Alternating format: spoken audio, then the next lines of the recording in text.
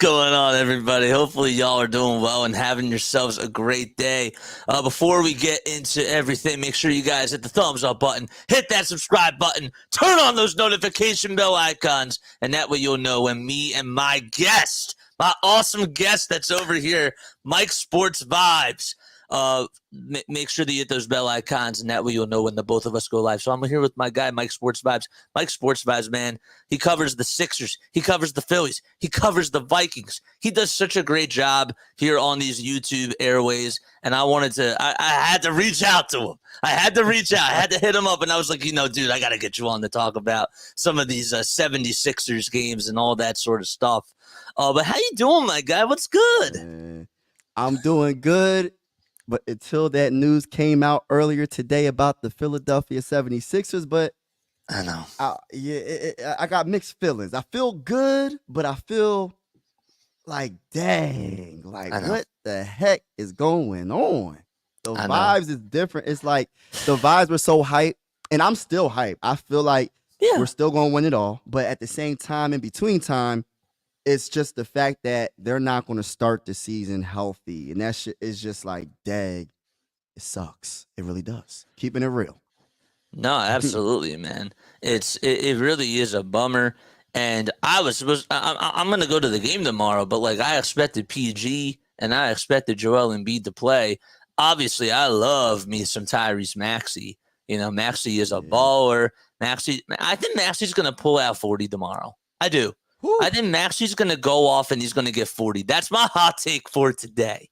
So, but, it is a little bit disappointing, that Embiid and PG aren't going to play. But guess what? I get to see, as weird as this sounds, like this is also an interesting game because we get to see Andre Drummond. We get to see Caleb Martin for the very first time. I do think that there's going to be a lot to take away from tomorrow's game.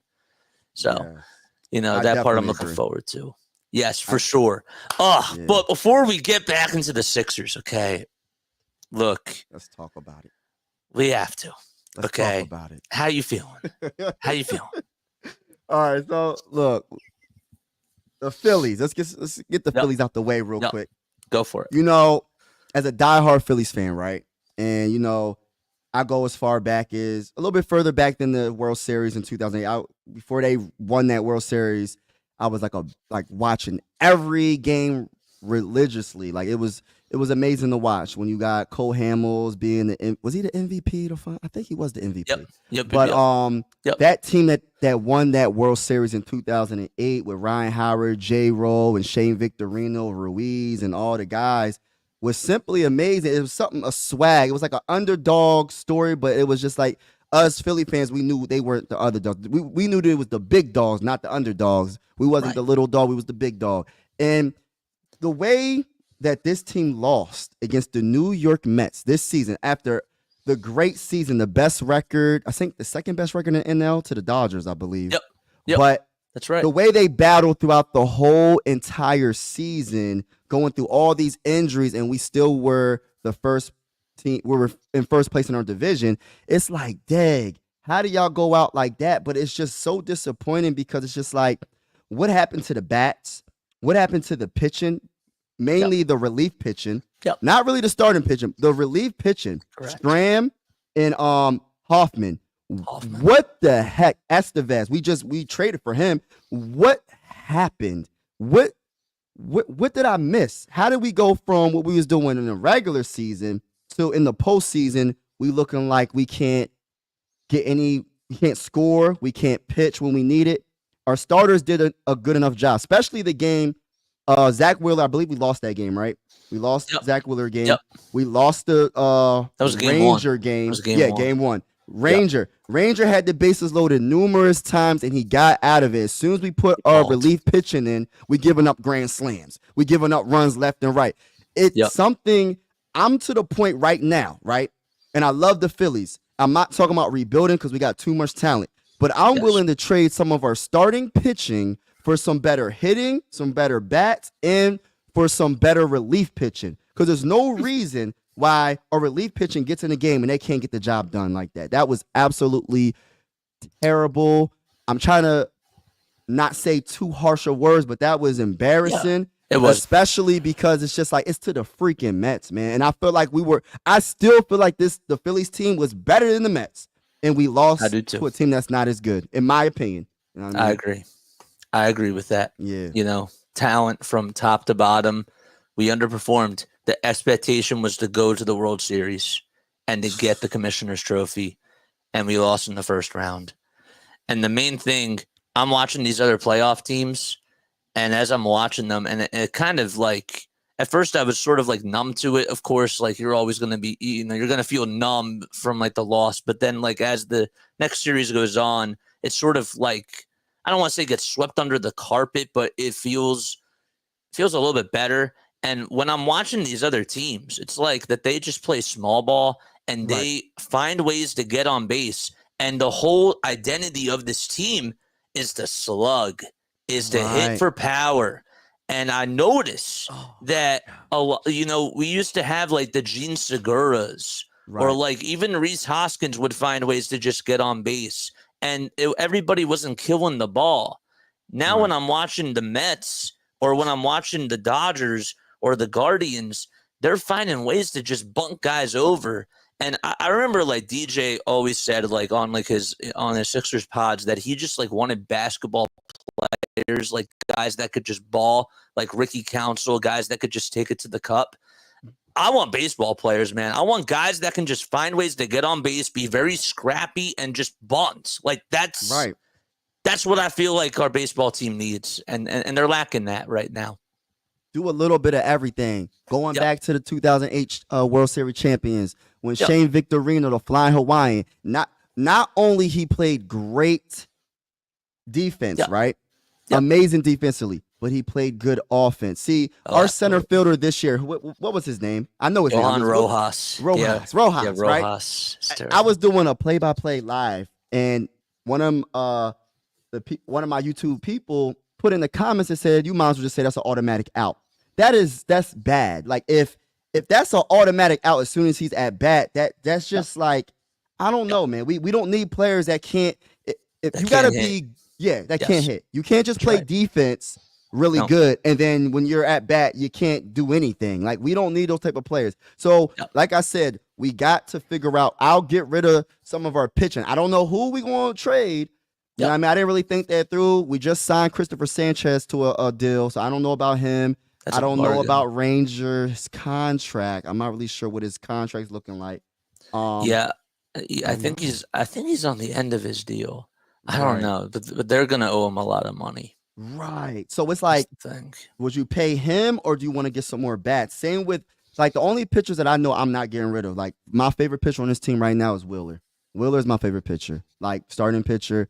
Him, and I like Christopher Sanchez as well, but like it just sucks because it's just like they pitched a good enough game and we just couldn't get it done. And it was the best. Like when you think about Bryce Harper, like amazing player, simply amazing. He was like the only player that was consistent at bat, at bat. You know what I mean? And who else? Nick Castellanos. He was another one. That was it. That was it. Kyle Schwarber seemed like he struggled. I mean, didn't he hit a home? I think he hit a home run, right? I'm not sure, but that was like one of his only hits. That was it. Was it his only hit the whole playoffs? That was one of his only hits. I think he had like one more hit after that, and that's it. It was a leadoff homer to start off the series. Like Brandon Marsh, like everybody, Bryson Stott, everybody struggled, and that's just like that's not something has to give. You know what I mean? Something has to give. And Estevez, what's your opinion on Estevez? Because he gave up that grand slam, right? He gave up a grand slam. I think that he should have never been put into that spot because bases are loaded. There's one out, and my manager, honestly, like he pulled a Doc Rivers. He did. Like he panicked and he just said, "You know what? Like I'm just gonna throw you to the wolves here."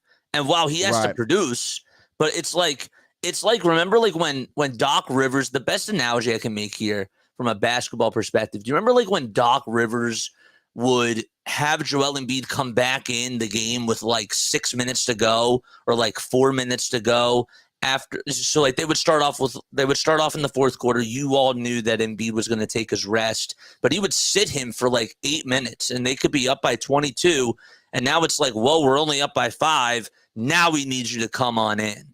And you can't do that. Like, you can't, because you're putting him in a position to fail. Literally. Like, why would you do that? It's just like, pull him before it gets to that situation. You know what I mean? Correct. If you're going to change the picture. Right. I mean, but that's on Rob. But, like, in regards to Estevez, he's probably going to give up a run there, but you cannot give up a grand slam. I know. It's just so many. That was bad. It's so many little things that just add up. Like you said, we want players that can do everything. Like get a bunt, do the little tiny things. And he said Joel is getting slandered hard. Man, we're gonna definitely get to that. But yes, sir. The little things is what we're not doing. And I agree with you, JJ. Like I just feel like we need those type of players, and I'm not sure what we're gonna do, but we got to make some moves. We cannot run it back the exact same team. We can't run it back. No, I 1000% agree. I'm not happy that Rob Thompson and the rest of the coaching staff is back. I'm fine with bringing back Rob. I think Rob does understand the players, but you're bringing back everybody on the coaching staff, and they're gonna run the same thing. Like, I don't like that. Hold on, who's the hitting coach? Kevin Long. He got to go. He has to go. I know. But, what's funny to me is that, like, the manager, and of course, like, obviously I understand you're talking to the press. Like, you have to sort of be protective of your guys. Mm-hmm. You can't throw them under the bus, that type of a thing. But he's like, I know a lot of other teams that would take Kevin Long. He's like a top 3 hitting coach, and he has a lot of respect around the league. I had a head coach named Doc Rivers that had a lot of respect in the NBA. Where did that get me? Right? I had a lot of, like, Jonathan Gannon had so much respect even before he was a defensive coordinator. And where did that get the birds? Like, he lost him the Super Bowl, essentially. So, like, that's just the way that I look at it. But they have to retool. And speaking of retool, I think that the Sixers, look, they fooled me once. They fooled me twice. They fooled me 3 times. I'm ready. I'm ready with this roster. I think that they did such a great job at retooling this roster, getting off of Tobias Harris, getting Paul George, and adding flexibility. You know what I mean? Did you like that segue? Did you like the segue? Once you said Tobias Harris, I thought of like that saying. What did Jimmy Butler say? He said Tobias Harris over me. Yo, I'm so glad he's off the team, skedaddle, and never come back to Philly unless you're the opposing team, and we're going to destroy you with the Pistons. Pistons overpaid you. Good luck. Well, not good luck, Pistons. But look. They can pay you. We ain't paying you no more, Tobias. $40 million to give us 0 points in an elimination game. We're not paying you no more. And I'm simply happy. Great offseason. But my goodness, what happened today, JJ? Why did this happen? Why did this news come out? Why did Shams give us this bad news? Like, why did he have to come out today? Why couldn't he come out a couple of weeks ago or something? Why today? We got the game tomorrow. Dude, we have somebody in the comments that says I'm ready to quit the Sixers. But see, here's the thing, okay? I figured that something was up with Joel Embiid. I didn't expect him to play. I'm a little bit surprised with Paul George because Paul, I know that he had a left knee contusion. I think that they're trying to be a little bit cautious about it, which I understand, but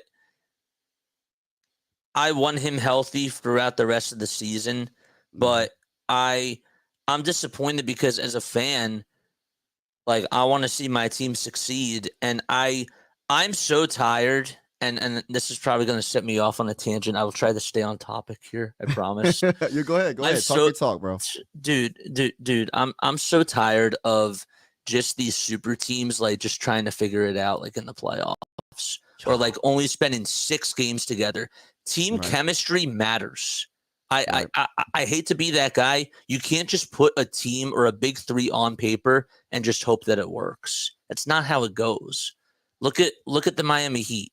Like, when they first started, they had that big losing streak. when they had LeBron, Dwayne Wade, and Chris Bosh, and it took them time to gel. But then D-Wade was like, I got to take a back seat, and I got to let my guy here be the Batman. I'll be the Robin, and then Chris Bosh is like Ringo Starr or like whoever, like, in the Beatles. But I think I'm tired of just like these like quote unquote super teams like Kevin Durant, James Harden, and Kyrie Irving, like just all trying to figure it out. Some of them are injury prone, like those types of things. I'm really tired of that. And I'm hoping that this year we don't have to go through that, because I want to see this core play at least almost half the games. Yeah. Honestly. Yeah. I think they would have to at least. I mean, at least half. I know it's very disappointing, to be honest with you. But at the same time, I look at it like this, right?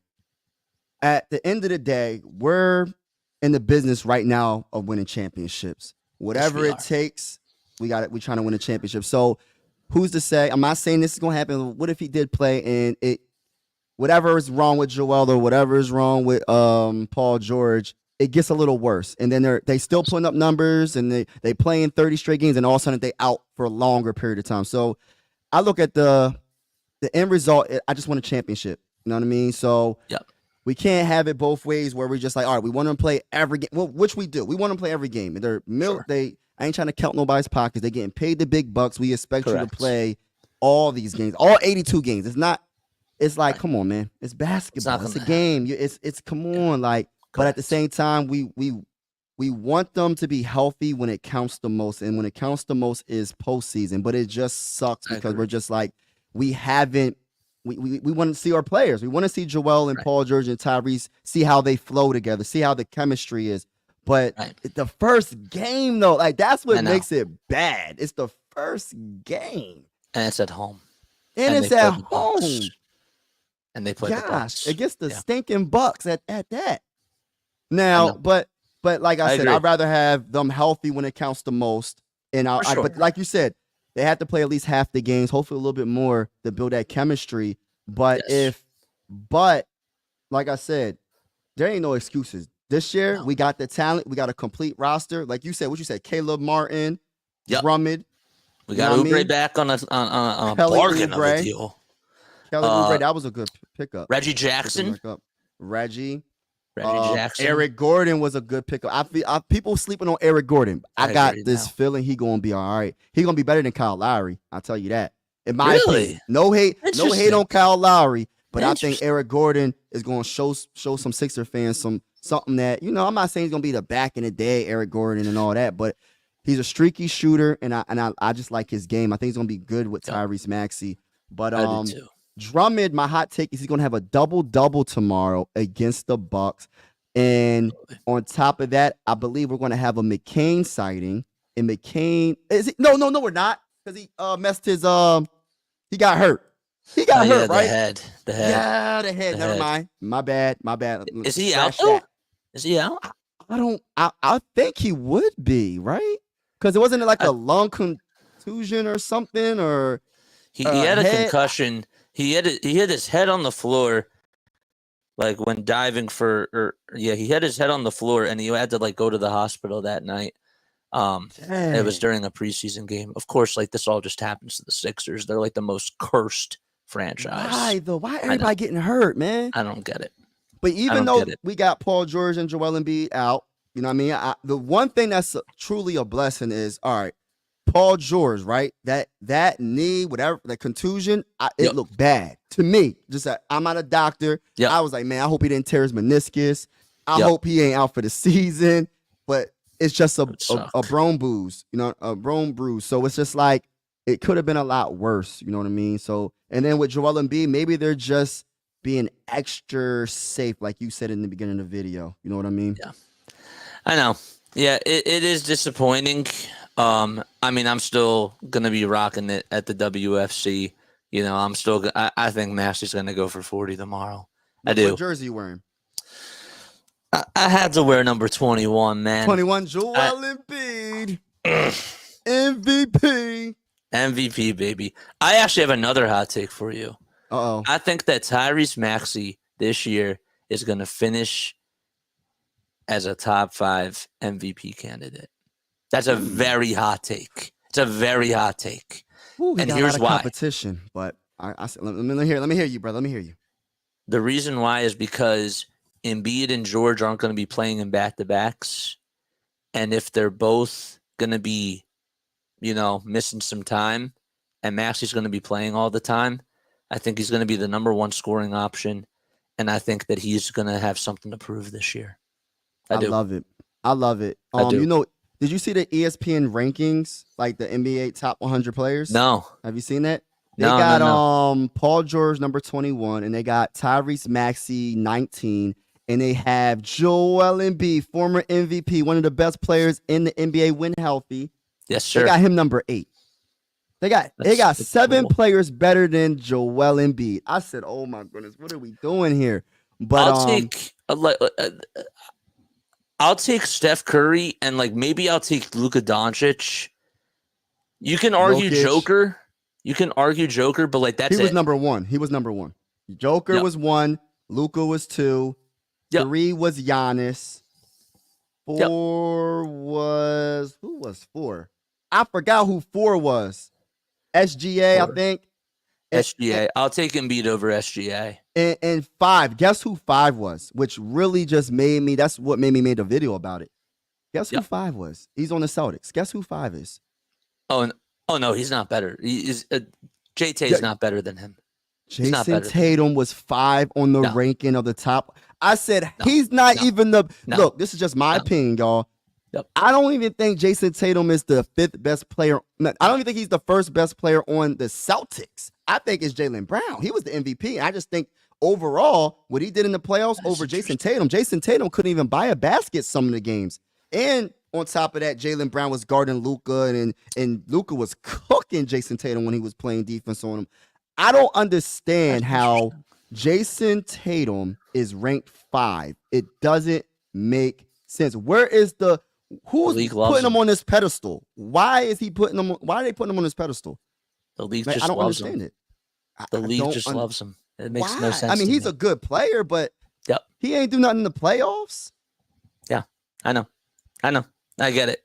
I totally understand. So in regards to tomorrow night's game, with PG being out and with Joel Embiid being out, what are the expectations going into tomorrow now? What do you want to see from Nick Nurse and the rest of the guys out there? Man. Well, I'm really excited to see Caleb Martin. I'm so excited for that pickup. I'm so excited that we finally got a backup center named Andre Drummond, the best backup center that the Sixers had since Andre Drummond. So it's a very good. It's awesome. I'm looking forward to seeing how Nick Nurse makes this all work without your 2 of your best players. If he can make it work and he out coaches the Bucks, which he definitely can, because Doc Rivers is the coach. No disrespect. I'm just keeping it real. I'm keeping it real here. And just how he makes everything flow. I would love to see a Ricky Council sighting. I would love to see, I did say McCain, but I don't know about his injury. I got to look and see what's going on with McCain. But I'm looking forward, and I'm excited, and I'm going to go with what you're saying, JJ. When it comes to Tyrese Maxey, I see him being the leading scorer of the team just because of what's going on right now. So you might be right when it comes to him being in the MVP conversation, because he's going to keep this team afloat when Joel Embiid and Paul George are hurt or just taking a rest, So it's just he's instant offense. So what I'm expecting is, first of all, dub. I'm never going to go against the Sixers, especially going against the stinking Bucks. Yes. You know what I mean? But no excuses. No excuses. I'm expecting the dub. I know Giannis is that dude, and I know Dame Time is Dame Time, and I like Bobby Portis, but I just feel like we're going to outcoach them, and I feel like the overall team that the Sixers have right now, it's gonna shock some people. Some of the names, you might even see a Bona sighting, because who's going to be the backup to the backup when it comes to the center position? Is it going to be Bona? Is it who's going to be it? Yabusele? Him too. Could we see him out there? Right. So we're going to see some things. I just want to see how Nick Nurse is going to coach this team, because I feel like last year what he didn't do well was he didn't give the young players opportunities enough, in my opinion. Correct. Like a Ricky Council and a KJ Martin in the playoffs, that he didn't allow them to play at all. You know what I mean? And we probably needed those young legs to change it up, because Tobias Harris wasn't giving us nothing. So since Tobias Harris wasn't giving us nothing, we needed to see some more. So I can't wait to see what Nick Nurse is going to do tomorrow. I'm excited for the game, even though Joel Embiid and PG ain't playing.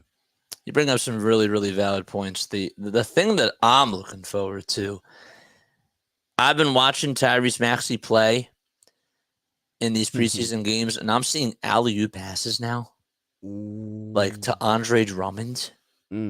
Where did that come from? I'm just going to say,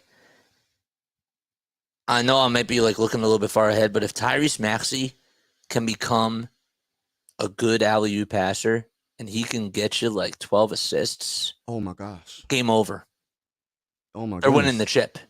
Right, because honestly, like, all right, we need a healthy Joel, we need a healthy Paul George, but say Joel Embiid isn't as healthy, and say Paul George isn't as healthy in the playoffs. If you get that type of Tyrese Maxey, that kind of like evens it out a little bit. And Correct. I feel like, honestly, we could be any team with a healthy Joel. We can, we're going to be anybody. That's how confident I am in how this roster is put together right now. But Tyrese Maxey, I just have this feeling that like he's going to be the leading scorer, and he's going to lead the team in assists. I don't know about the 12, but I see him. What was his last year? Was 6.7, right? 6.7. I could see Did him. I say average 12? I meant to say like average, I meant to say average 9. Like 9. I can see that. I can see average a 9. I could maybe even see a 10, like a high 9, like a 9.7 or something like that. I could see him doing that, because look, when Joel, he's going to give a lot of assists, because you got Joel, you got Paul George, and this is what makes this team so dangerous. That's why I'm so excited, even though we're not starting like we wanted to start. What makes this team so dangerous, you can't just triple team and double team Joel Embiid anymore, because you got PG that can shoot 40% from 3. You can kick, and if Joel Embiid is good with his passes like last season, I think he improved. You know what I mean? If he can kick it out to Tyrese Maxey as well, he can hit the 3. Caleb Martin can hit the 3. Kelly Oubre Jr. is streaky. We got some good 3-point shooters on this team. The only one that can't shoot a 3 is probably Drummond. And I seen him at practice shooting 3s. I said, hold on now. Hold on. That's right. Yeah. So no, I'm feeling good overall. Do you expect Ricky Council to play tomorrow? Because I really do. I'm looking forward to that. I hope so, because I think he has that dog that hasn't been awoken yet. He hasn't gave him the opportunity like I think he should have. And I feel like this is a perfect time now, just because Paul George is hurt. And hopefully Ricky Council plays his behind off, because if he does, then you can't just be like, all right, you're just going to sit on the bench for the rest of the season. We're not going to play you no more when Paul George comes back. So I am definitely cheering for Ricky Council to get some minutes and ball out tomorrow, because he has the energy and he plays defense. He has that mentality that he's not backing down from nobody. He doesn't care what the name is on that jersey. And I love what Ricky Council brings to the table. So I'm looking forward to him definitely tomorrow. I am too. I am too. I want to see him just take it right to the cup. I want to see him just being athletic, being dominant out there. I think he can. I think he could easily do that. Word Ups just said it's a shame that Joel is not playing. And dude, I feel you. I feel you on that. But it doesn't shock me, because something's been going on. And you know what I don't like? I don't like how they're not being straightforward with us. They're never straightforward with us about Joel Embiid's injuries. And look, he made the decision to play in the Olympics, whether people agree with that or not. He did it. He did it. And, the fact that there are reports out there that are saying that the impact is one of the main reasons why he's not playing, that doesn't make me feel good at all. See, going into that, JJ, like, that's how I feel. Like, if you was hurt, my brother, Joel Embiid, if you was hurt, why would you? I know you want the GOAT. Right now, Joel Embiid's trying to get his resume together because he wants to be in the Hall of Fame. Let's keep it real, right? For sure. So he wanted to get that gold because gold looks good on your resume. Yep. My whole thing is this, bro. Do you think a championship looks better or a gold medal looks better? Because I feel like a championship looks better on your resume, my brother, because you can be potentially one of the greatest Sixers, one of the greatest players of all time if you get a championship over a gold. It's good to get the gold, but dude, if he was hurt, why risk it, man? Now it's to the point where I'm confused. Like, we can't even trust the medical staff because it's like, are they telling the truth? Is it just that they're just being extra careful because they just want to give him more rest and they don't feel like he should start early in the season? Or is he really hurt? Now that's what I want to. I don't know what's going on. Is it because he had a meniscus tear, but he played in the Olympics? It's like, I don't know what to think. I don't know what's true, what's fake, what's a lie. We're just going by when he plays. That's the only way we can go by anything is when he plays. And when he's wincing in pain, you know how he be wincing in pain and stuff. That's the only way we're going to know if he's healthy or not. But it's a dang shame because it's just like, dang, why didn't you just not play in the Olympics, bro? Like, I'm not going to tell you not to play for the country. We needed him. You know what I mean? You know what I mean? Because the whole world caught up to the United States when it comes to basketball. A lot of a lot of good players all around the world now. So if we didn't have them in the Olympics, we probably could have lost. But at the same time, us Sixer fans, we won a championship, and it's just not worth. I think a championship is worth more than gold. That's just my opinion. I love this country, y'all, but it's just I think the championship is worth more. If you're talking about overall resume, I think that it's worth more than a gold for America. If it's a gold for Nigeria, that's different. Exactly. Yeah. I'm not talking. Well, I'm talking about like Cameroon, but like Cameroon, Nigeria, that's what I mean. Yeah, that's different. That's different to me because that's different. That's like Jokic going for gold in Serbia, But I don't know. I mean, the whole thing about the Olympics, he made the decision about it. I was back and forth with it. I weighed out the pros, weighed out the cons. But I needed him to be healthy to start off the season, and I need him to ball out this year. Like there's no excuses for me. We don't care about MVP. But Marshawn brings up an interesting point here. He says, "Y'all really think Joel cares about winning a chip?" Yeah, I think he does. I really absolutely. Do. Yeah, absolutely. And the reason why I feel like he cares because he wanted Paul George to come. Yeah. He wants to win. I can tell he wants to win, but at the same time, like I said, he's trying to get his resume to the point where he's going to be in the Hall of Fame. Because if you look at his numbers, man, simply amazing. Even though he missed a lot of games in his career, look up his numbers. You can put him next to anybody's numbers. You compare his numbers, the amount of games that he played compared to another player that played the same amount of games. Man, he's destroying people. He's destroying a lot of greats. But it's just he has to play more games, and he has to not necessarily. I don't want to say play more games. He has to win a dang on championship. Let's just he has to win call what it is. But my whole thing is like when it comes to getting the gold, it's just I don't know, man. It's just not worth it, man. Like you said, if it was for Cameroon, it'll be definitely worth it. But it's for the United States. We got a lot of gold medals. You know what I mean? So. It's just unfortunate because we were so excited, and it's just like, how did the medical staff not tell us until now? That's what makes it so bad. Like, why does Shams have to come out today, the day before the game, to tell us that he's not playing? Like, I just don't understand that. Like, that's what makes it so frustrating as a diehard Sixer fan. Like, why now? I know. Like the day before.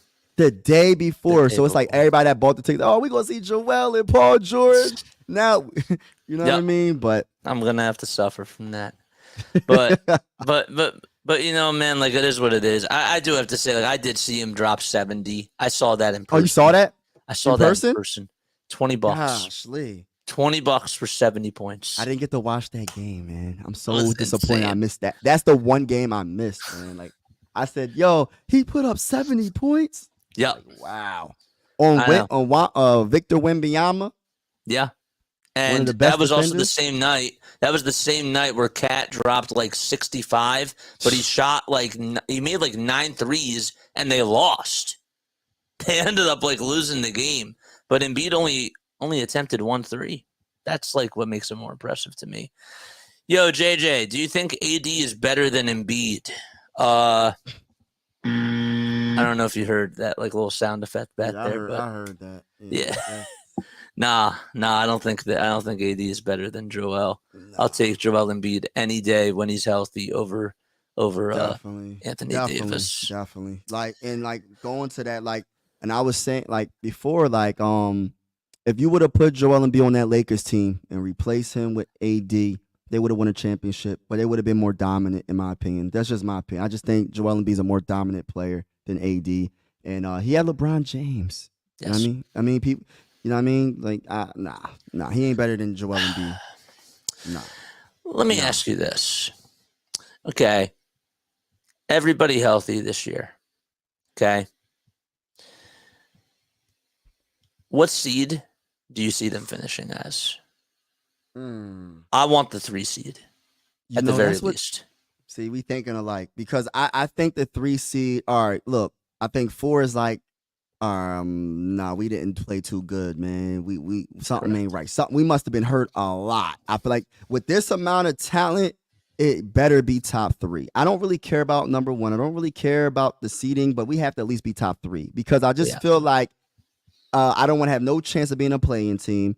And I just feel like, and I don't really care about like home court advantage in the playoffs, to keep it real. If you can't win at their home, at their away, then you don't deserve to win a championship. And I feel like we can beat any team with the talent we have, but I feel like we should at least be a 3 seed. You know, at least if it's a 4, and I hope it's not because it would have to be because we're just hurt all dang on year, and you know. But even with that, we have more talent.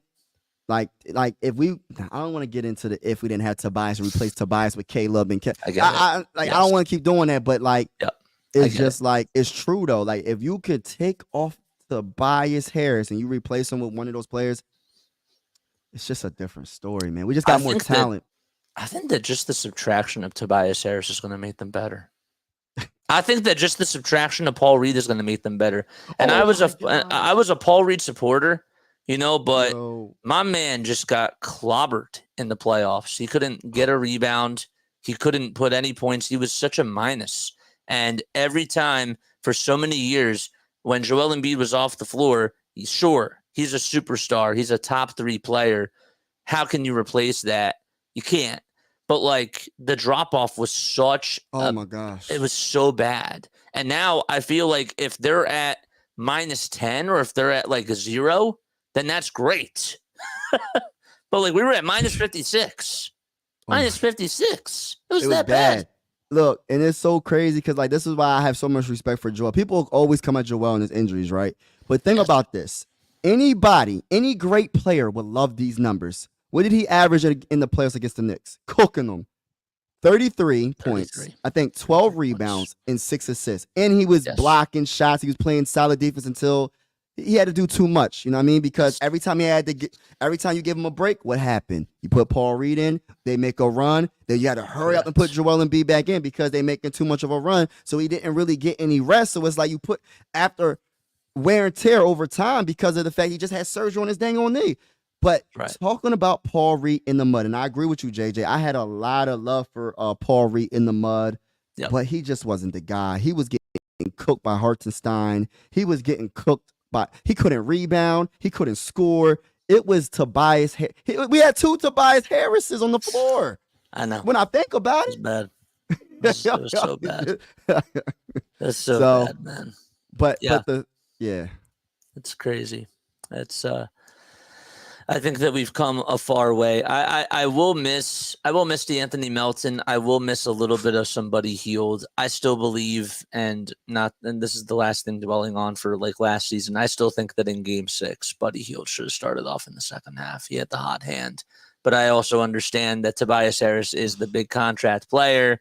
I get it, you know, like that's how it goes. But yeah, man, that was bad.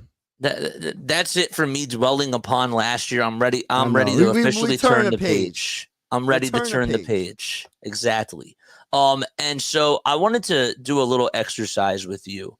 I wanted to go through the first 15 games. I'm going to pull up a web browser right now. Okay. Where is it? So let me press the present. Let me do the share screen, and we will do this. Okay. So I wanted to go through the schedule. Can you see this right here? Here, let me try to zoom in. Yeah, I can see it. All right. So first 15 games, man. I want to say W or L, for each one. Man. I know it's tough because we don't know like when Embiid and when Paul George are going to come back and that type of a thing. Right. But I think that we should still beat the Bucks personally. Yeah. It's the first game of the year. I think Tyrese Maxey is going to go off, and I don't think Doc Rivers is going to have a game plan. Right. Yeah, first game I feel like we're going to win. And I'm looking forward to seeing the great coach that Nick Nurse is and him out coaching Doc Rivers. Yep. And also when it comes to game 2, which is Friday, Toronto Raptors. Yep. That's a dub. I think that's a W too. Sunday versus Pacers. I think that's a L. For the 30 game. I just feel like I and that's gonna be the first L of the season possibly. Detroit dub. They got Tobias Harris automatically. And Paul Reed. Dub. You know what I mean? And Paul Reed too. I agree. And they got Paul Reed too? Oh yes. Oh my gosh, Detroit Pistons. Oh my gosh. All right, so then we go into the Memphis Grizzlies. So that's 3-1. That's 3-1. Then the Grizzlies, if Ja plays, they're losing. You think so? I don't think that they're going to win. I do think that Tyrese Maxey is going to go off though, and it's going to be like another shootout between the both of them. I think that's a dub for us though. You know what? This is how I feel. I feel like Ja Morant. Who's the second best player on the Grizzlies? I'm trying to think of the roster right now. Man, look, I think Tyrese and Ja pretty much are going to cancel each other's out. They're going to cancel each other out, kind of, right? Yep. And I feel like our overall team is better than any of the. Like, I just feel like our overall team. Like, that's why I love Caleb Martin. I think Caleb Martin. I think Kelly's he's just awesome. And I think our guards, we're kind of sleeping on our guards, depending on if McCain can play or not. I'm not sure if McCain's going to play or not, but if he is playing, I think we're good. Like, I feel like we underestimating the team. We're going to see some we're going to be like, wow, we got a good team. We're going to see Paul George being out and Joel Embiid being out, and we're going to see a lot of these players shine that you wouldn't expect probably. But I feel like we're going to get that dub. I feel like if we get PG back, oh yeah, which we probably will by November 2nd, there's no reason why we can't win. There's no reason why they can't win. And then they have this West Coast road trip. So, I will say like 4-1, I'd be fine with that before this West Coast road trip. Phoenix, the Clippers, and the Lakers. If they go for Phoenix, I think that they're gonna go 1-2. 1-2 during that West Coast road trip. Dub. Yes, because no Kawhi. Yeah. For the Lakers, depending on if Paul George is playing, and I don't know what's up with Joel. So like it's so crazy. But if Paul George is playing, I think we got a chance of beating the Lakers. I think, but I feel like that's a loss. Something tells me the Los Angeles Lakers are going to beat us that game. I just have a feeling because Joel's not going to play. Hopefully he is. But if he does play, I'm going to go the opposite. I think we're going to get that dub. We have a hot take in the chat. Somebody says that Daryl Morey is the worst GM in this city. And how do you feel like that? Bro, I feel like right now, Dave Dombrowski for the Phillies is not putting the Phillies in a position to succeed. And Daryl Morey is putting the Sixers in a better position to succeed.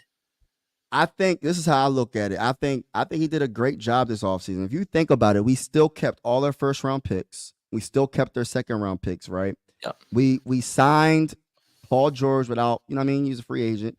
We signed him. We signed Caleb Martin. We re-signed Kelly Oubre Jr. We got a backup center. You know what I mean? Yes. So it's like I don't see that. I agree. I think he's really trying. I think the one thing that he messed up, and let's keep it real, when he took too long to get rid of Ben Simmons and you got James Harden, even though James Harden was good, I'm not going to say, because a lot of people don't like James Harden. He was still good with us. He led the team in assists. Yes. I think he kind of held Tyrese Maxey back a little bit because he had the ball a lot more.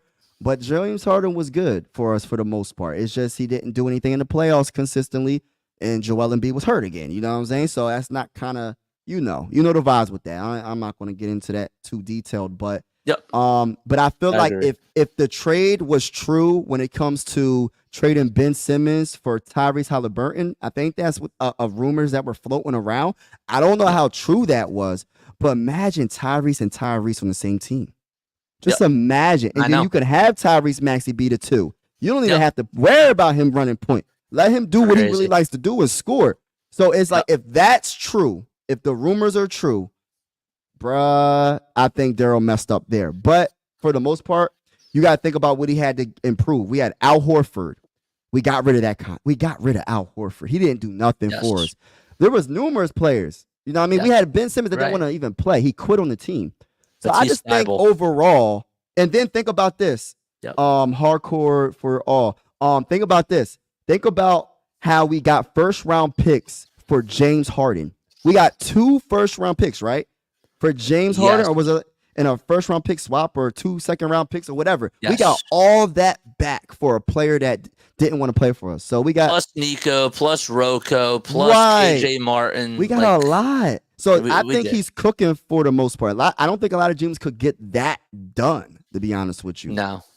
That's a lot to get back.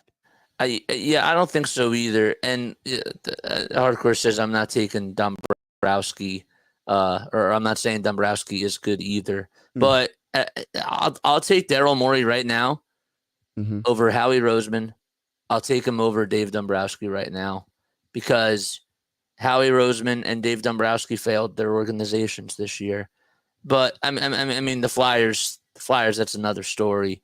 But we have to wait and see how things go. But I like the direction that they're in. But I'll put Daryl Morey at the top right now. Yeah. I think Daryl's really put in the Sixers in a position to success.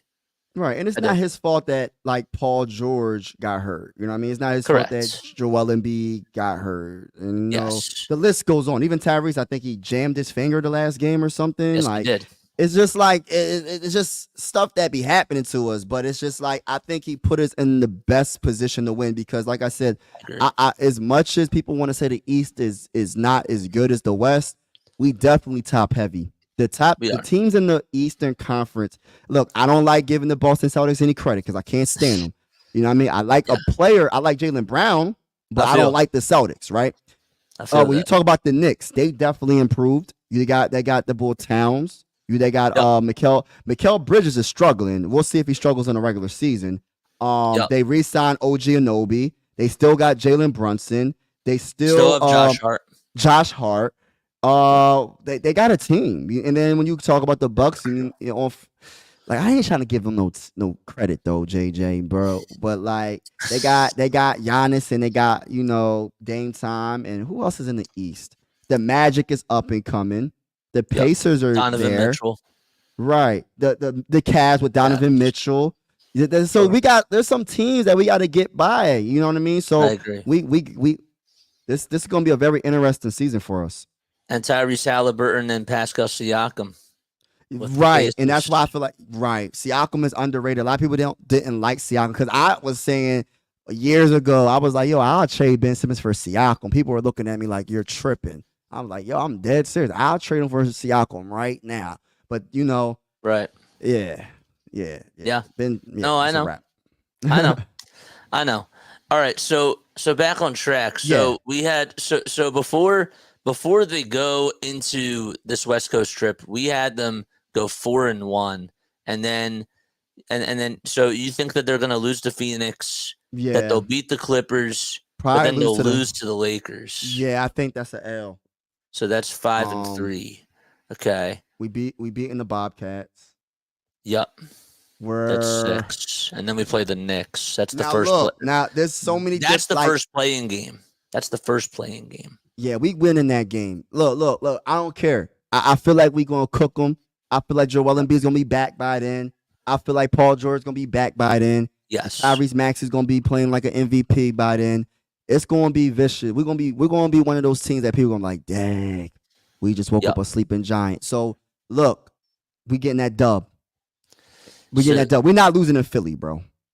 So then after that, it's a back-to-back. So we play the Cavs right after. Oh, the Cavs. Ooh, that's a back-to-back. So then Joel Embiid ain't playing. I think we lose that game. Yeah, we might lose that game. We might lose that game. Yeah, we're losing that game. I think we're gonna lose that game. Yeah. And then they play in Orlando. They actually go to Florida. They go to Florida. They play Orlando, and then they play Miami. That's not easy. That's not easy. That's a tough. Because Orlando's tough, and you know Miami, they might not have the superstar players, but they got good players, Bam and Hero and Jimmy Buckets. They're just a tough group. I feel like we can win one of those teams in Florida. I don't know which one. Sure. So we could probably win against Orlando, or we'll lose against Orlando and then beat the Miami, or the other way around. So we're coming out of that with at least one win. And then the last two for the first 15 games, the Grizzlies and then the Nets. Oh my gosh, the Grizzlies. I gotta see how I'm just really wondering how he's gonna be. He missed. Did he get suspended last season, or did he get hurt? I think he got hurt. Right? He got hurt. He got hurt. I gotta see how he was suspended and then he got hurt. Then he got hurt when he came back. Yes. Gosh, that karma. Sucks. I guess that sucks, man. I think we might lose that game. That's a away game, right? Yep. And then we got Brooklyn. Memphis. That's a dub. Ben Simmons ain't going to play. He don't want the smoke. That's a dub. Yeah. That's a dub. Yeah. I think that like overall, if they start off, the way I look at it is win in Milwaukee, win Toronto, lose to Indiana, win against Detroit. That's 3-1 for me. I think this is going to be a close game. I have them lose to Memphis, even with Paul George. I think it's going to be one of these games. They're going to have an off night shooting. Right. So 3-2. I'll say that. I think that they lose to Phoenix and then they go 3-3 and then 4-4 with both the LA teams. If they're 4-4 to start off the season, I'm not really happy about that, but I expect that to sort of be the case. Right. But then it starts to pick up a little bit. They should beat the Hornets. They should beat I think that they beat the Knicks too, and then they probably lose to Cleveland. So that's now 6-5. Beat Orlando 7-5. I think that they also beat Miami and go 8-5. Wow. And then 8-6 against Memphis, and then 9-6 against Brooklyn. So I think that they're going to start off 9-6. Interesting. 9-6 is how I. And that all depends really of everybody that's listening is if Joel Embiid and Paul George ain't playing. If they are playing, this could be it's going to be crazy. We winning a lot of these games. Probably 96% of the games we winning. If all three of them are playing, and obviously it's not going to be the start off the season, but after the last 3 games, or after the first 3 games, then Embiid's probably going to be back next week. That's what they're saying. But if they're all 3 playing, they should go 12-3 in these first 15 games. Right. Like no cap. No cap. I can see that. My whole thing is just like I just feel like this team is maybe underrated, like what we got on this team. I understand Joel Embiid's not playing. I understand that Tyrese Maxey's not playing, but I still feel like they're people are sleeping on what we got on this team. Like even Reggie Jackson. I mean, we'll see what he got, what he has left. But like I said, I think Eric Gordon's going to show something. I think McCain's going to show something. I think Bona might show something if he gets opportunity. I think Ricky's going to. I just feel like we're going to. A lot of these players that we not really thinking about as much are going to shine when, and we're going to be like, wow, this team is deeper than what we thought. It's not going to be like last year. We're like, oh, we only got a couple of players. No, this is going to be a rotation in the playoffs when we finally get there. It's going to be it could be up to I don't want to say 9, Yep. 8. I don't know. It's going to be some players, man. We got a lot to work with. So that's what makes this team so interesting. And this is why I think they're the best in the East. Well, they got to prove it. But I feel like they're at least a top 3 in the East right now. And the only reason I'm not saying number 1 is because they got to prove it. So, well, I think that on paper that they should be like easily a top 3 team. And I don't know where they're going to finish. I think that like overall on paper, they should be a top 3 team, and they probably should be at least the 2. I think that's the ceiling. Yeah, because who do you got if in they front lose of them? to Boston? If they lose to Boston in the Eastern Conference Finals, no, I'm not going to be happy. I'm going to just say no. I'm not going to be happy. I'm not going to be happy, but I still look at that as a success. As weird as that sounds. You know, JJ, I'm to the point right now. Like I guess I'm a little bit more hard, like a little bit harder right now on this team because I'm just so tired of losing. I'm tired of you know what it is, JJ. Because 9 years. 9 years. I haven't seen. I didn't get to witness the team in '83. You know what I mean? I didn't get to witness the championship in '83 with Julius Erving. Yeah, we're not old enough for that. So look, that's my point though, right? So it's like we've been losing. Just think about it. We in 2024. JJ, that was 1983. Bro, it's been a long time. We haven't been to the Eastern Conference Finals since 2001. Allen Iverson couldn't. Look, you know what I mean? This is a better team than that Allen Iverson team on paper, right? And we could probably all agree on that.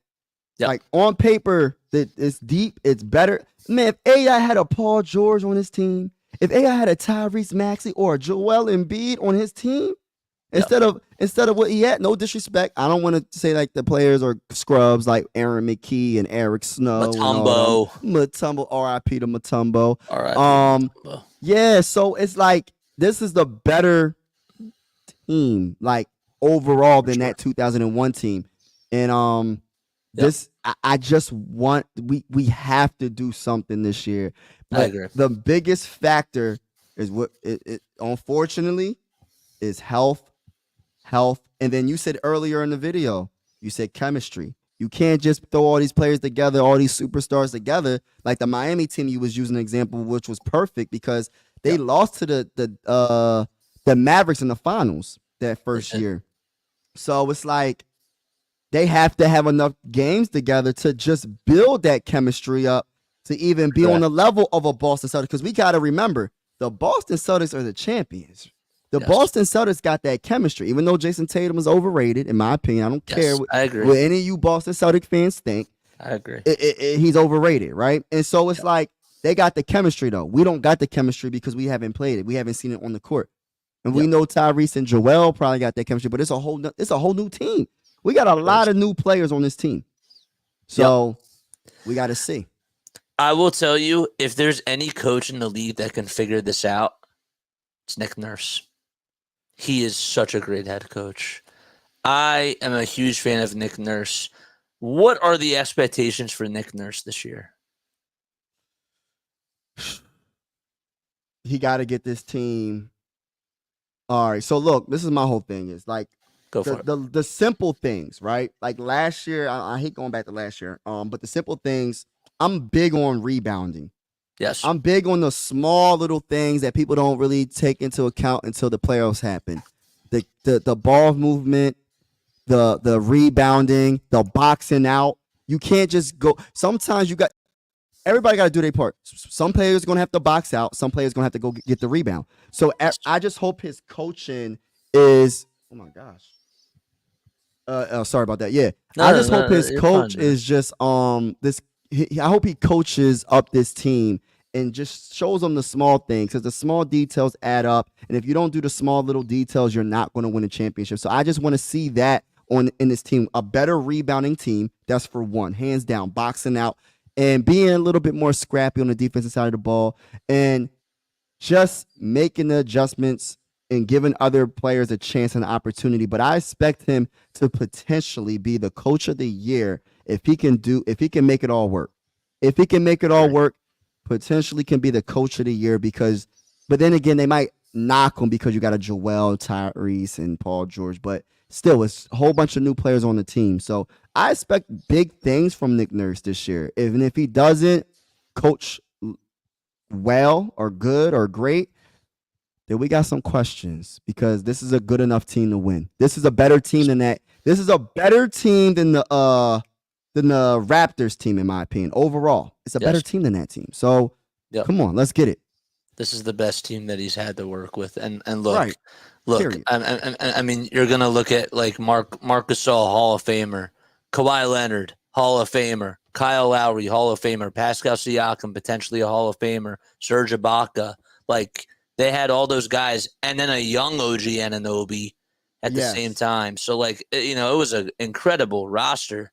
Right. But I think that this team is. I think this is it, man. I think it's championship or bust with this team. Right. I do. Yeah. I think this is the last shot. This is it. Hey, Jay, I don't know about the look. I see. Look, they have to win it. Like I feel like they have to. I feel what you. I feel you, man. Like they have to. Right. Let's talk like that because let's think like that because I feel like we have enough. It's just all the pieces just have to fit in the puzzle. And we just have to make this thing work. And I don't see how, if you're a Sixer fan, I don't see how you can even say this team is not a championship caliber team when healthy. Like I said, you can say what you want about Joel Embiid not being healthy and not starting the season, but the man was putting up 33 points against the Knicks and cooking them, right? So imagine if he was completely healthy with 2 legs and 2 knees. Just imagine what he's going to do. And an eye. You know what I'm saying? So it's like, the man was cooking them. Any player would love to average 33 points and 12 rebounds and 6 assists. First of all, even the finals MVP didn't even average that. Jason Tatum definitely didn't average that. Only player in the players that probably averaged that was possibly Luka. That was it. That was it. Everybody else wasn't averaging that. Like when you think about even Ant-Man, I don't even think Ant-Man was averaging that. So I'm just saying. So we got to put some respect on Joel Embiid's name when it not even somewhat. We got to start putting respect, especially if you're a Sixer fan. Put some respect on Joel Embiid's name because when he's healthy, we know what he's capable of. If you watch the Sixers every day like we do, and you know the game of basketball, you know how good he is. It's just the biggest factor is health, and that's it. That's the only thing that's holding him back. It's himself, his health. So it is health. Yes, for sure. And Hardcore brings up a good point. Like he said that's what the Phillies were. Like the expectations were to go win a World Series. However, I feel more confident with the Sixers right now because both teams were supposed to retool. And I know that free agency hasn't happened yet in Major League Baseball, and it's going to happen. Right. But the Sixers retooled the best. Yeah. I think personally that people are going to say that the Knicks won the offseason. Sure, yeah, it's easy to kind of say that by getting Mikal Bridges. We don't know about the Karl Anthony Towns thing, but that was a big splash. Right. But I think that the Sixers got better than the Knicks got better. Does that make sense to? I 100% agree. I agree. The improvements that the Sixers made were more major than what the Knicks did. Right. And you know what makes Daryl Morey such a good GM, in my opinion, because it had to be done. You know how a lot of things just, they just let things wait and then that player goes to another team. He ain't play games this offseason. He said, we want you, and you. We're getting all of y'all. We're not playing no games, and he got all the things that the Sixer fan base wanted, we got. The only player that we did not get that, I ain't gonna lie, that I really wanted, but it's asking for too much, is Lauri Markkanen. That was the only player that I'm like, yo, if we could have had a chance to get him, this is a little different. This is way different. But all in all, I feel like our offseason was way better than the Knicks. I think, and then when you think about it, head-to-head, Towns gets cooked by Joel Embiid. Like, Joel Embiid cooks him. Yes. Like, every time they go head-to-head. And then when you think about who's going to guard him, nobody on the Knicks can guard him. Nobody at all. I think that them losing Dante DiVincenzo was a big loss. I like him shooting-wise. too. I like Dante DiVincenzo. That was a big loss. And that's what I was trying to tell Timberwolves fans. Like, Timberwolves fans are like, yo, we lost this trade. And I'm like, yo, to keep it real with you, only way that trade is going down is if Ant-Man gives the okay. So something about Towns and Ant, I just got a feeling. I ain't talked to Ant-Man. I wish I had the connections to talk to him, but I don't got those connections. But he's not letting that go down if he wanted him on the team. And I feel like Towns, in my opinion, maybe I'm wrong. JJ, correct me if I'm wrong. He just doesn't got that it factor. He is not consistent. He can score. He is so talented. He can score and do all of that. But he has a slow motor. His motor is like, he's like on half speed most of the time. He's like on half speed. That's just my opinion. And Ant-Man's like, yo, I need something different. And I think Julius Randle, believe it or not, Julius Randle averaged more points than Anthony Towns. Yeah, I'm not saying he's a better overall player or a better overall scorer, but Julius Randle. He has some in his game as well, and he's a good player. And then you got to add Dante DiVincenzo, and you get a first-round pick on top of that. I know. Bro, you can't beat that. That was a good deal. Yeah, you can't beat that.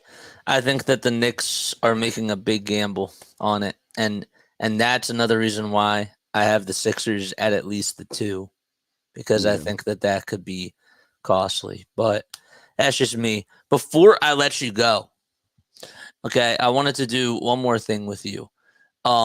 So I'm looking right here at the here, let me turn my screen back on real quick. Sorry about that.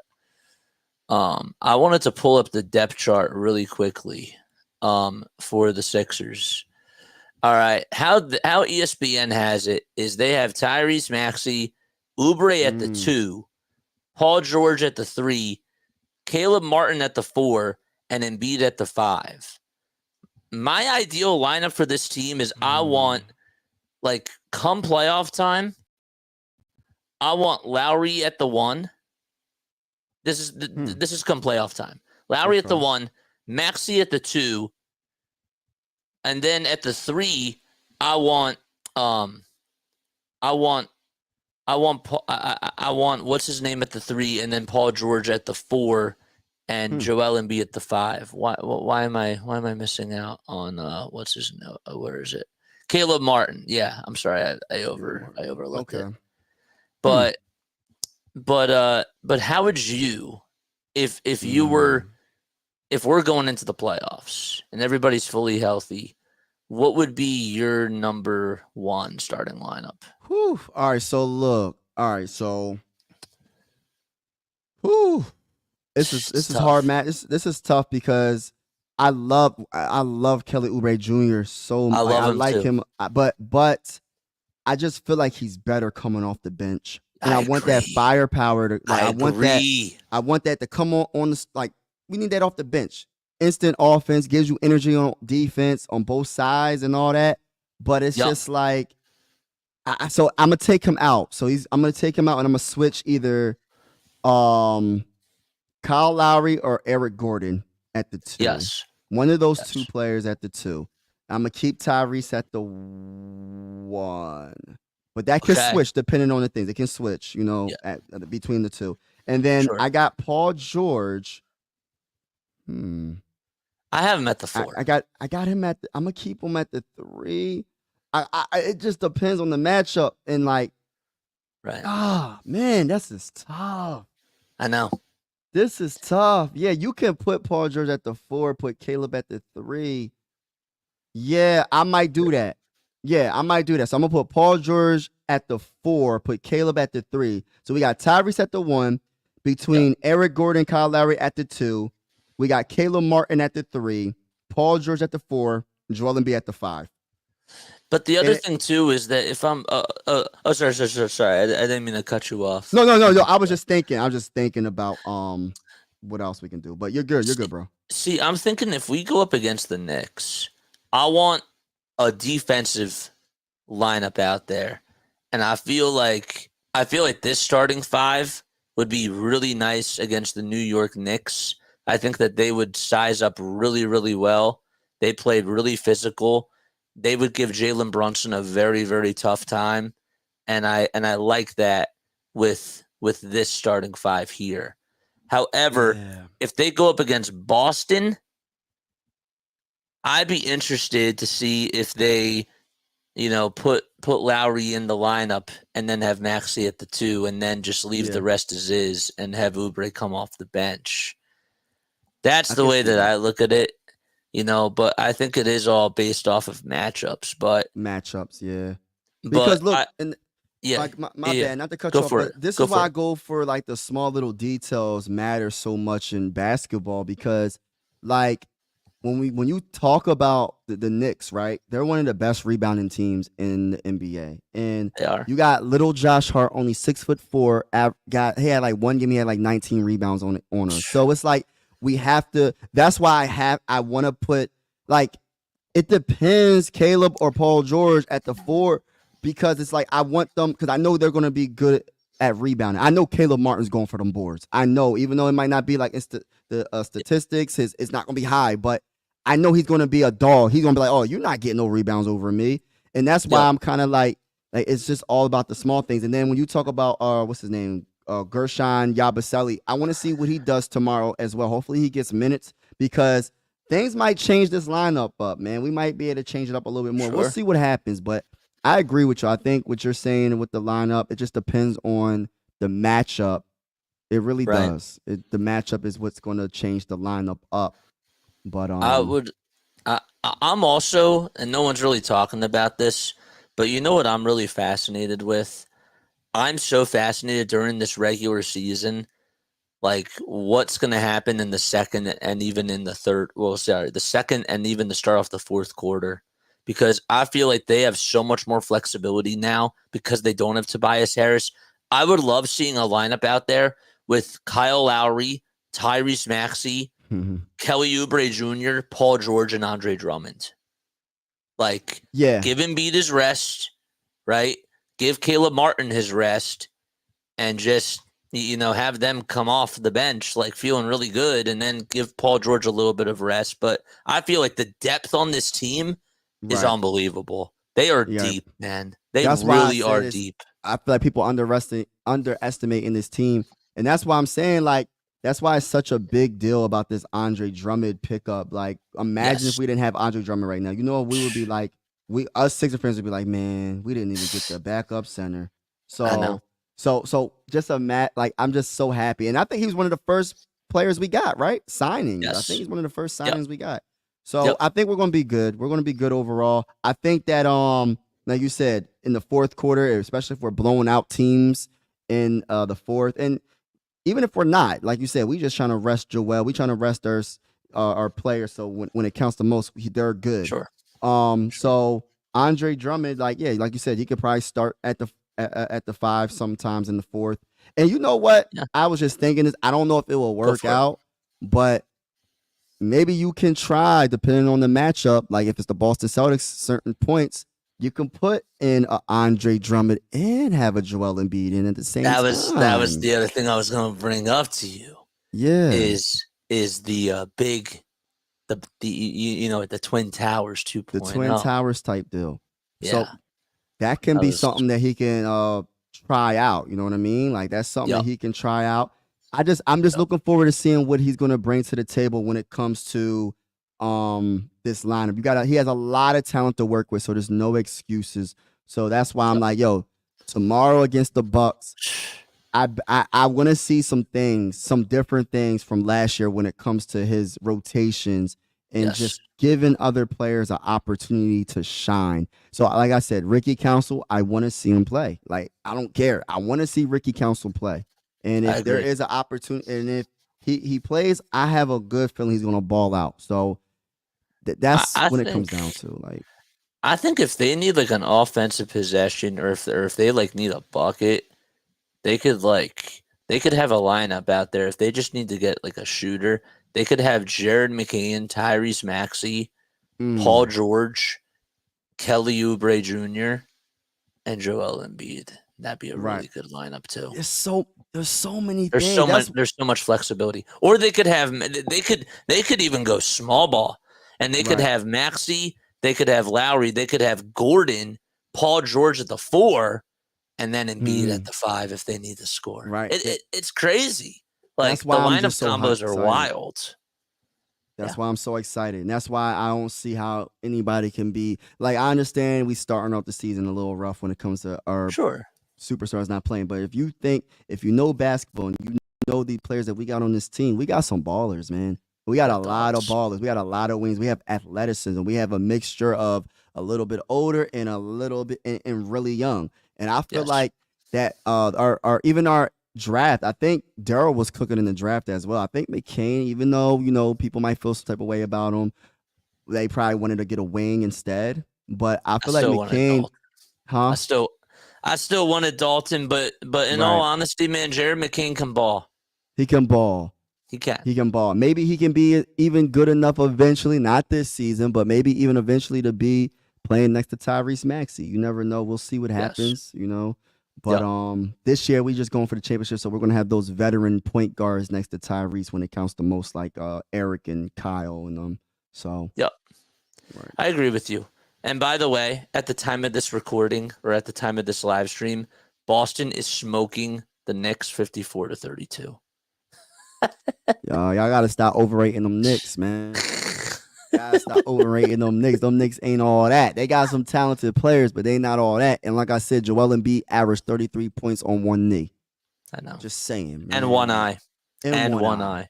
Yeah, and one eye. So it's like we gotta stop. Like, y'all, I just be feeling like Sixer fans sometimes they underestimate Joel Embiid. They underestimate the talent we have on this team. They underestimate Tyrese Maxey. I don't say Tyrese Maxey is a superstar. A lot of people are putting him in the superstar category. I feel like you got to be at least a top 5 player to be in that category. He's fringe. But he's almost getting there. He's getting there. He's definitely a star. But I try not to put the superstar title unless you gotta do it a couple of years, man. Like he's there though. He's getting there. You know what I mean? The last thing I'll leave you with is this. I do think that Maxey's going to have a whistle this year. He did not have a whistle last year. That was so bad. True. And that is going to help. Yeah. That really is. Additional 5 to 10 points right there. Just getting the whistle called. You know what I mean? He gets hacked a lot. And they didn't call a lot of fouls when we went against. I'm trying not to go backwards, but they didn't call no fouls when Tyrese. No, like it's so true, and that's why in some ways I do have more optimism, because I'm thinking to myself, well, this guy just literally put up 46 points at the Garden in a Game 5. He did a Reggie Miller type of a thing. How can you not give him the respect now? Just because he did it in the big lights. He did. He produced in the biggest moments in that series. And that's why I was more so disappointed that they lost to the Knicks. But I sort of was like, man, Tyrese Maxey is really special. Right. And I think that the reason why that they are where they are with this window not closing yet is because of him. Oh, yeah. He has been unbelievable, man. Unreal. Now, look, let me say this now. And that's I said about the superstar thing. But look, I take that back. If he shines the way I'm thinking he's going to shine this year with an actual superstar named Joel Embiid and a star in Paul George, he's definitely a superstar. So then we're going to have 2 superstars on the team. Like, it's just like, that's why I feel like we can't fail this. We can't fail this season. We got to get it done. We got to win the championship. I don't want second place. I want first place.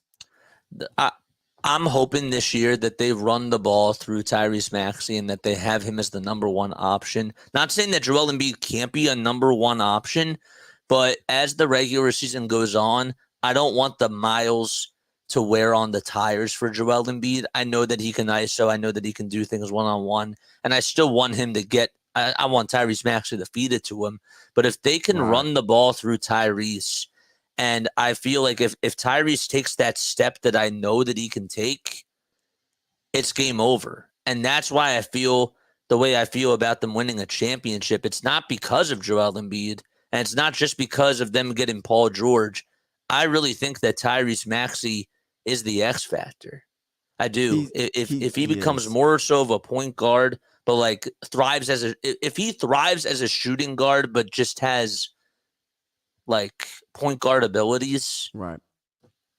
Yeah. How are you gonna stop him? How do you stop him?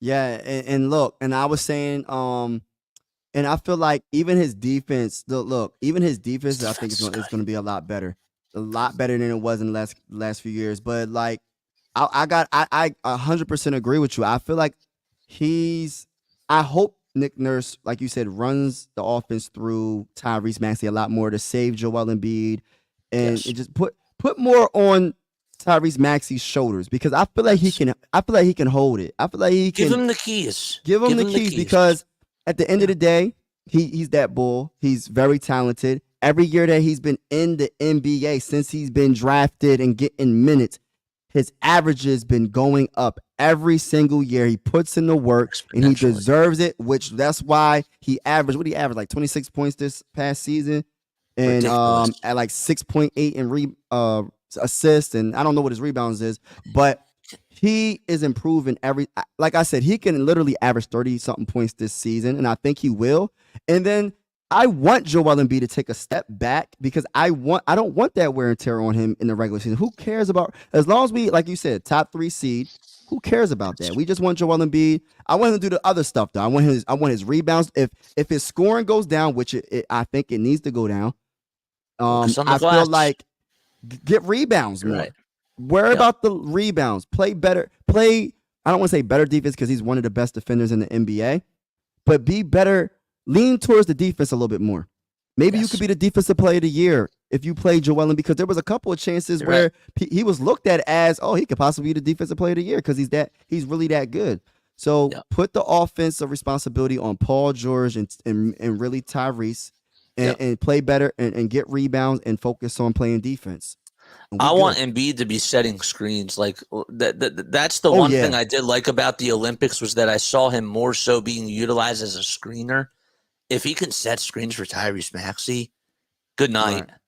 Right. Maxey can pull from the logo and do that, and he could do it for Paul George too. So I'm just saying, like, that's also something else to look out for too, because Joel is a screener. I've seen that now. So yeah, I think that the more and more I talk about this team, especially with you, the more confident I feel. You know. I do. I feel very confident, but it'll be an interesting season.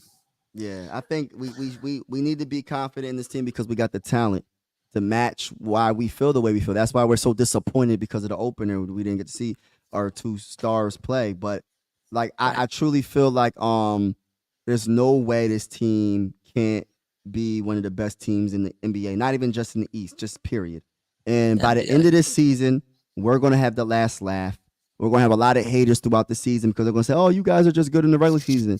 And then once we ball out in the playoffs and we beat all these teams, they're going to say, well, you're not going to get to the second round. You're not going to get past the second round. We get past the second round. We get to the Eastern Conference Finals. We get to the finals and we win the NBA championship. Then we're going to have the last laugh. And all these haters, all these people that are talk, especially Stephen A. Smith, what do you say? Blue skies and orange skies, blue skies and orange skies, and all that. Yes. Like, we're going to shut all them up. But I just have to say this one last thing, JJ. Go for it. And when it comes to our Sixer fans, we got to make sure we show up in the playoffs. If we go against the Knicks in the playoffs, there's no reason that the owner of the Sixers should be. I know the economy is not the best. I understand you selling the tickets to Nick, and then the Knicks are buying tickets and they're probably getting it for the low or whatever. Right. But it's still like it was almost like a home game for the Knicks. It was bad. Like, we can't be having that. We can't have that. Not this year. We got too much talent on this team. We got too much. No, it's not happening. I agree. I agree with that. That's a good place to leave it off. All right, man. Well, I appreciate you for popping by. We got to do this again, man. Thank you for having me, man. You already know, man. You already know, bro. Thank you for having me, and I appreciate you. And like I said, man, the best play-by-play doing Phillies. Like, I'll be like, man, how you be doing? I'll be like, wow. I'll be like, dang. Like, how do you? I don't know. You have you got the voice perfectly. Like, I could see you being the actual person doing it for the Phillies. Like, you got the voice, you got the enthusiasm. Not many people has the enthusiasm calling baseball games. Like, I love baseball, But people that don't understand baseball, they're like, oh, baseball is boring. But baseball, actually, if you know the game of baseball, every pitch counts. Everything counts in baseball. If you don't know the game, then you're probably not going to know.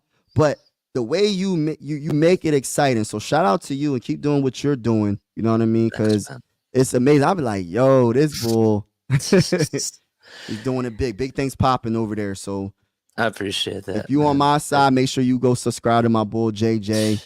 Play by play with JJ. Make sure you subscribe to his channel. Good dude. And don't make me blush. Don't make me blush. That's crazy. Yeah, no, but like, you do a good job, man. For real. I appreciate that. And I was gonna say, you know, somebody asked me the other day, you know, which commentator, like which play-by-play announcer, like do I sort of feel like I sort of am or like some like resemble. I feel like I've really have learned a lot from Kevin Harlan, and I feel like just the energy and the positivity that he brings to football and to basketball, I feel like for baseball, it translates so well. I really do. Like the energy and like the intense moments are so cool. What was his name? What's his name? Kevin Harlan. Was he Kevin the one Harlan. that covered the six? No, is it Phillies? No. He's on TNT. Oh, okay. Yeah, he's on NBA 2K. Like he's the play-by-play announcer for 2K. Oh, okay. Yeah, he'd be hype. Yeah, he always gets up. Yeah. Kevin Harlan. But I do have to tell you though, like your positivity and with the way that you just like connect like with your audience, man, it's really inspiring, and it's definitely taught me a lot on here. And I love like all the positive vibes that you bring every single day, and I look up to you, you know, from that perspective. So thank you, bro. You know, you were giving me compliments. I had to mix in one. I appreciate it.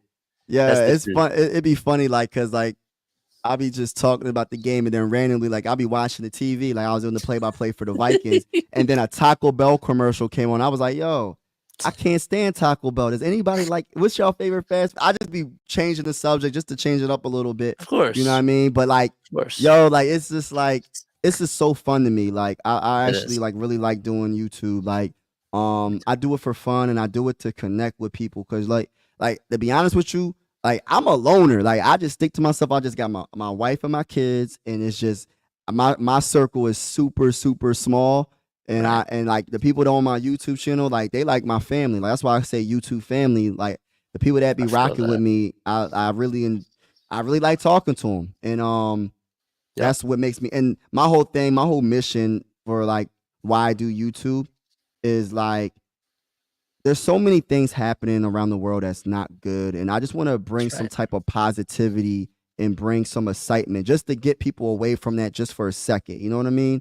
And that's that's like my mission, to try to change people, like to make people happy, like to be just to get in a different space and enjoy a hour or two with your boy. You know what I mean? That's my whole mission. Like that's the main reason why I'm doing this, man. It's fun, and on top of that, is just try to change, like to try to make people happy, and so they can enjoy what's going on. Because life, you know what I mean, can get hard sometimes. So. No. Yeah, it can. Like, and it's also short, and you also you really do portray that every time you turn on the camera. I always love hearing talk that talk. Talk that talk. You hear it? Great. Yep. Oh, I didn't know if you heard it or not. I heard it. I heard it. Yeah. I'll be saying that a lot. You know the first. You know, there's a rapper called Jadakiss, right? And he said talk that ish, but I don't want to cuss, so I say talk that talk. You know what I mean? I love that. So I was like, let me just say talk that talk. I'm not gonna say talk that ish because I don't want to be cussing online. So, but yeah, I love saying that, man, because that's what we doing right here. We talking our talk, and we speaking, we giving our perspective, and even if you don't agree with what we saying, we just giving our opinion, and we gonna talk our talk about it, and we can agree to disagree on certain things. You know what I mean? Because some people in my chat are Knicks fans, and I have a lot of I have some people that are Knicks fans that be in my chat, and they be like, Joel Embiid is this, and I'll be like, we're going to have to agree to disagree. He better than every player on your team, and that's including Jalen Brunson. That's including everybody on your team. And I'll be like, we're just going to have to. It is what it is. It is what it is. Right. You're gonna have to figure it out the hard way when we beat the brakes off y'all in the playoffs this upcoming season. Well, this season that's about to start tomorrow. Absolutely. Absolutely, man. All right, guys, that's going to wrap things up here. Mike, thanks again so much for doing this. You already know the vibes, man. I got you. Let's go, guys. Make sure that you go follow Mike Sports Vibes, my people. Please go follow him. I posted his link. I pinned it up at the very, very top of the live chat. Put it in the description as well. I'll also post it in the comments section. You know, I got to put it all over because that's my boy. So, thank you, man. Appreciate it, man. Of course, man. Of course. All right. That's going to wrap things up, guys. Thank you all so much for tuning in. And for people that are tuning in on Mike Sports Vibes channel too, thank you all so much for popping on here. It means a lot. Oh, you already know. You already know. All right. We'll catch you all on the next one. Go Sixers, man. Clap your hands. Go Sixers. Yes, sir. All right. Let's end.